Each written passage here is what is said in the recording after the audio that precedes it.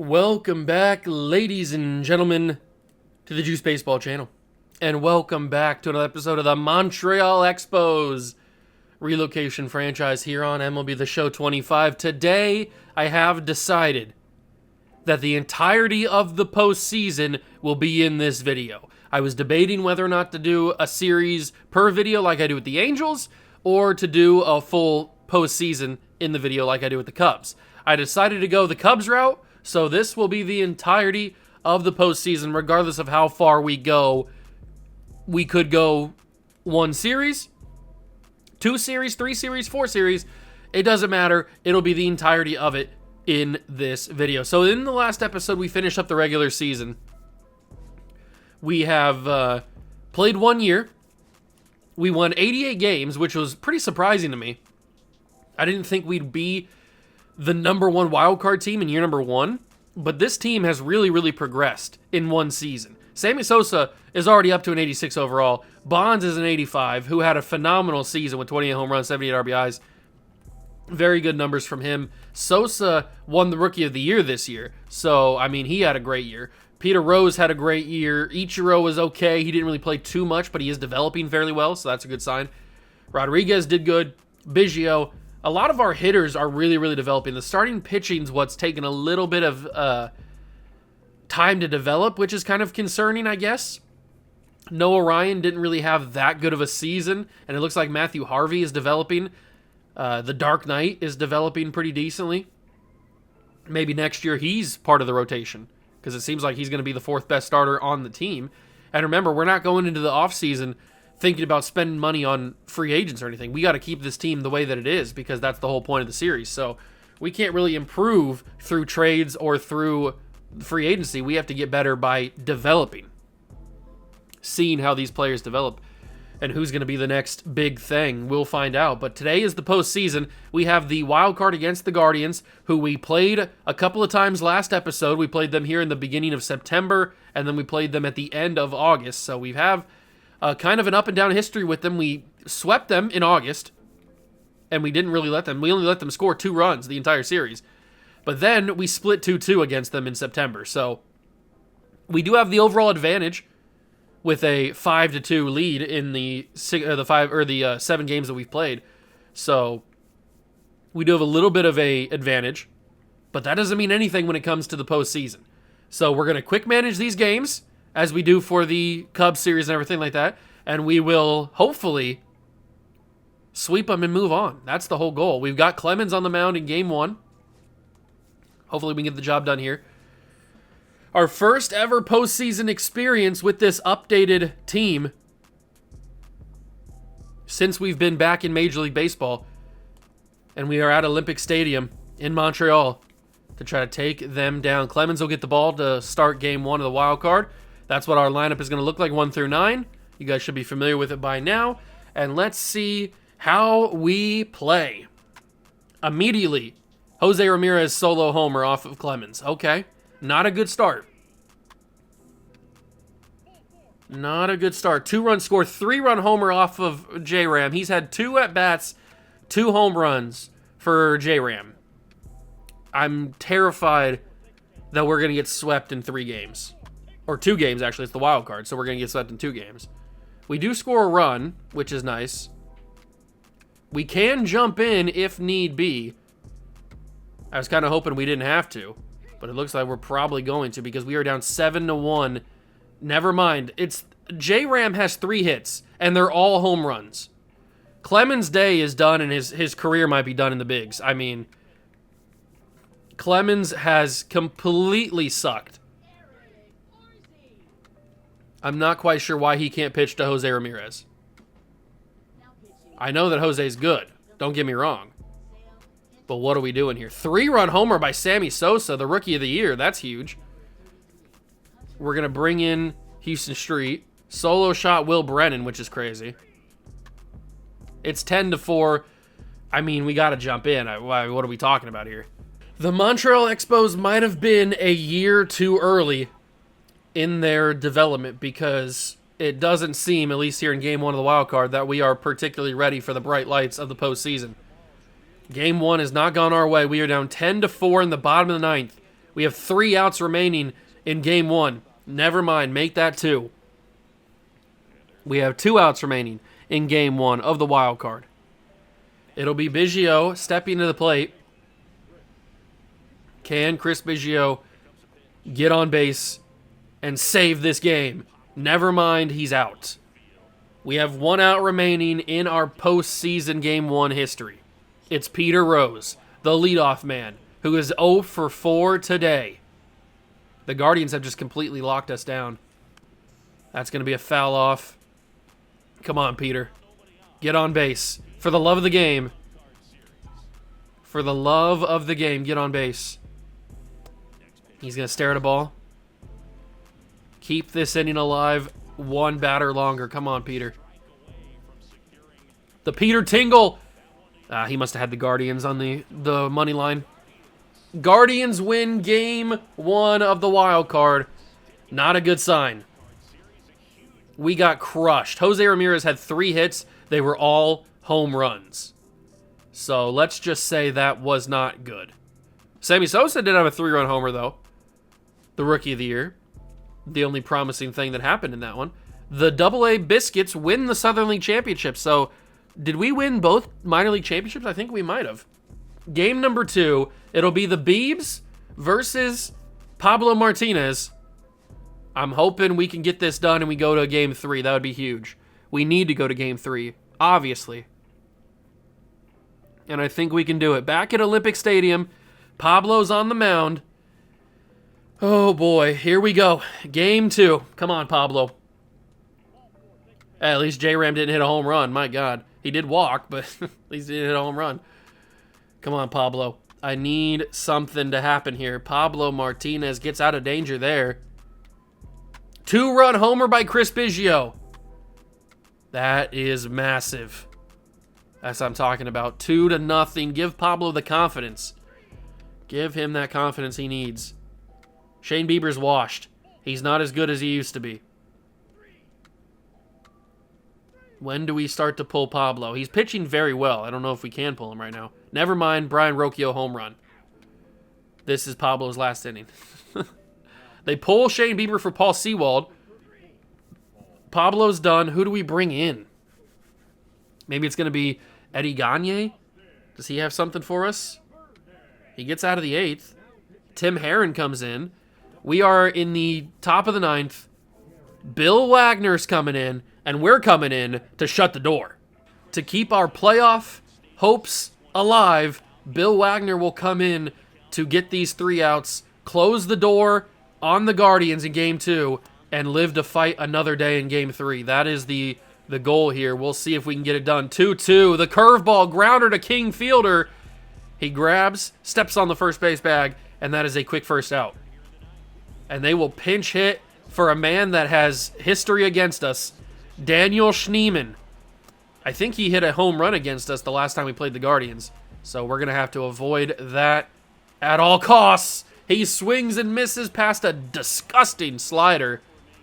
Bill Wagner delivers the goods. And it's Lane Thomas, the final hope in Game 2 for the Guard. He sends that to right field. Sosa tracks it underneath it. And the Expos win their first playoff game back in Montreal. That's what I'm talking about, baby. Big win, big rally after such a disappointing Game 1. That's a big rally. The boys pitched well. The boys hit well. Pablo had a great game. And we will go to Game 3 of the wild card. Final game. Regardless. Well, not regardless, but if we lose, it's the final game. And here we go. It's going to be Randall Johnson. Big Randall on the mound against the Guard. At home. Thankfully, all these 3 games have been at home because we had the higher seed. Oh, mama. Let's get this W. Olympic Stadium, the site of Game 3. Here comes Randall. Let's see how we can do. I need... that's not good. John Kenzie Noel. Oh my God, Randall Johnson allows 2 2-run homers in the first inning.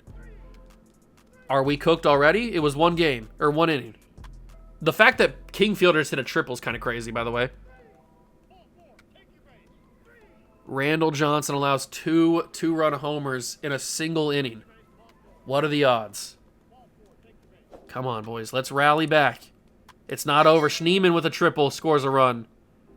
It's not over till it's over. It's 5-1. Randall Johnson's getting pulled. We're going to bring in Kennedy Jansen. Come on, boys. Come on, boys. Wake that bat up. Single for A-Rod. Double play. That's the second inning in a row we had a double play, and J-Ram might have just ended our season.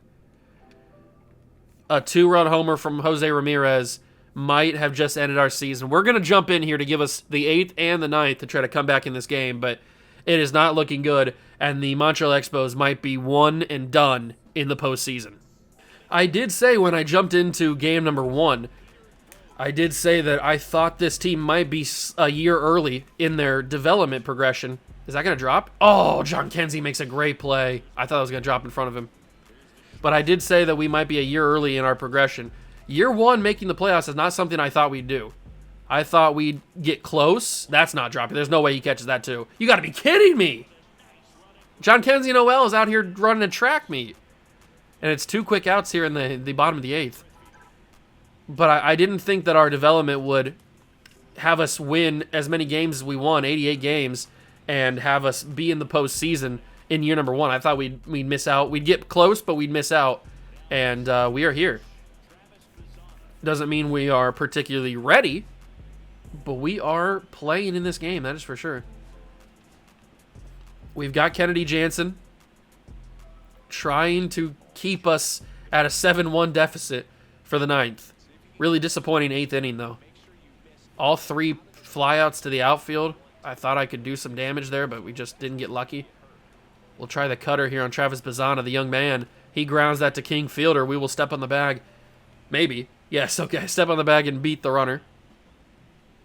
Bo Naylor, hardly know her, to the plate now. Jansen fires the cutter in. He fouls it off.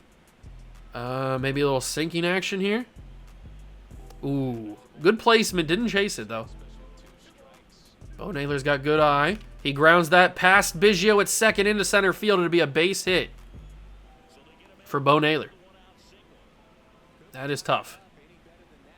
Here comes Brian Rocchio. He fouls off the first pitch cutter. It's 2-2. Got to get him on the sinker. I know that Jansen's tired. Trust me. I do know. He's going to send that to left field. Bonds lets it drop onto the ground. I couldn't get there in time. It's a base hit for Rocchio. And that is probably the day for Kennedy Jansen. That's not what I wanted to do. We are going to bring in Papelbon. We're going to call for the pen. Papelbon will come in to try and keep this game at 7-1. Because if it gets any higher, it might already be over. It probably is. But if it gets any higher, it's guaranteed to be over. And that's called ball 2. You got to be having a laugh there, ump. How is that not strike 3? The splitter is strike 3, though. We make him swing and miss. Stephen Kwan goes down. Hit the Kwan, baby. And Daniel Schneemann will come up. 2 outs. Stares at a fastball. Let's give him that slide piece. Strike 3. He got. That's a makeup call right there. That's an I'm sorry I missed the first call. I'll give you this one. They bring in Hunter Gaddis to close the door on our season. This is rough. Here we go. Come on, Bartholomew Bonds. Ooh, that was a pitch to hit. I just didn't swing at it for some reason. I really should have swung at that, because I could have done some damage with it. But I'm going to swing at that one, of course, and I'm going to foul that off because that's the big suck ball that I am. I'm going to miss that type of stuff. Come on, Bartholomew. Swing and miss on that. I fouled it off. Got a piece. Got a tiny little piece. Bartholomew Bonds, I need you to deliver, please. Please, oh please. Deliver Bartholomew into the outfield. It's a can of corn to Stephen Kwan. We are down to 2 outs in our season. King Fielder to the plate. Come on, King. You had a triple in this game, King. Oh my God! King Fielder sends it to the moon! Santa Maria! 387. Fielder got all of that. Good Lord. He put his back into that. You see the torque he put on that? I mean, it's a good It's a good moment, but it's only a solo homer in the bottom of the ninth with a single out. Maybe this will start a rally. Who knows? But look at the torque he put on that bat. He knew it instantly. That ball was out of here. 106 off the bat. He keeps a little bit of momentum. Maybe that's the spark we needed. Sosa to the plate. He's the rookie of the year. Is that the spark that we needed to rally for this victory? It'd be a lot. We would have to go crazy in this ninth inning to rally for a W here. The odds are not in our favor, and especially when Sammy Sosa flies out to center field and there's 2 outs in the inning. We might have had one last burst of energy. They're going to pull their other relief pitcher, bring in Trevor Stephan to go against A-Rod, who's hitting 400 in the postseason, which is kind of cool. He's having quite the good 3 games, and he adds to it. He smokes that baseball left field. Line drive, 384. A-Rod gets on the board. Santa Maria.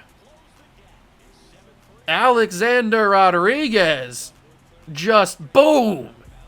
Ripped and gripped to left field. Line drive. It's 7-3. It'd be a lot better if there was runners on when those home runs went over the wall, but it's 2 solo shots to give us a little bit of hope. But with 2 outs in the ninth, it's not looking good. Come on, Joey Mauer. Extend this game one more batter. Extend this game one more batter. I know you can do it. I know you got it in you. Don't swing at that. 3-2. Chris Biggio will come to the plate next if Mauer gets on. That's ball 4. Trevor Stephan's choking. The lights are too bright for him. Come on, Chris Biggio. Come on. You're 0 for 3 today. Today would be a good time to get your first hit, and that's strike 3. Guardians win. I'm going to be honest with you. I didn't know I had 2 strikes. I still shouldn't have swung at that. That's no excuse to swing at that pitch. That was a god-awful swing. But I'm going to be honest. I didn't look at the quick counts. I didn't know I had 2 strikes. And Biggio will go down swinging. And the Montreal Expos season, as fun as it was to make the postseason year number 1, we were simply not ready. We were simply not ready for postseason baseball. We went up against an experienced Guardians team, and we just didn't have the stuff. We had some moments. We had some fun moments. Fielder and A-Rod hitting home runs. Fun times. But unfortunately, we just simply weren't ready for the postseason. We'll get there eventually, as the Mariners and the Diamondbacks are your first-year World Series teams. And it could be the Mariners who get the W. It is going to be the Diamondbacks. They came back. The Diamondbacks have defeated the Mariners for the World Series 4-3, so it went 7 games. Good for the Diamondbacks. Who won the awards? Geraldo Perdomo is your World Series MVP, and the postseason MVP is Cade Marlowe, of all people. Okay, Big Dumper was second, and then Randy Arozarena. All right, so the Diamondbacks get on the board with another World Series ring in their history, and unfortunately for us, our season came to a close early, but I mean, we were playing with house money. I didn't think we were going to make the postseason. We did, as the number 1 wild card team. So next year, I think we're going to be really good. We've already, I mean, look at the development we've seen from these guys just in over a single season. And that's just 1 year. Just imagine, we started with all these guys being around a low 80 / a high 70, and now some of those hitters are in the mid to high 80s. So just think about what's going to happen next year with the progression. But what do we do at the rotation for next year? Because we've got Matthew Harvey, who looks like he's ready to go. He looks like he's ready to go in the bigs. He's a higher overall, or at least he's rated higher than Noah Ryan. Noah Ryan, we know, didn't have that good of a year. Do we swap out Harvey for or Ryan for Harvey? What do we do with Tim Lincecum? Does Tim Lincecum get a shot instead of Clay Kershaw? I don't know. We've got some decisions to make. Travis Hoffman's going to come back up. He got hurt, obviously, but he's going to come back up. What about Bill Wagner? Does he stay as the closer? What about Mauricio Rivera? Or Adolis Chapman, does he go up to the bigs? Who knows what could happen? We have a lot of flexibility because we have a lot of guys that are right around the same overall, and maybe some of them could develop faster. Like we called Robbie Cano up. Maybe he's the starter over Chris Biggio. I don't know. Peter Rose has developed, so has A-Rod. There's going to be a lot of discussion in the next episode in the offseason about what we do with this roster. Who gets called up? Who goes down?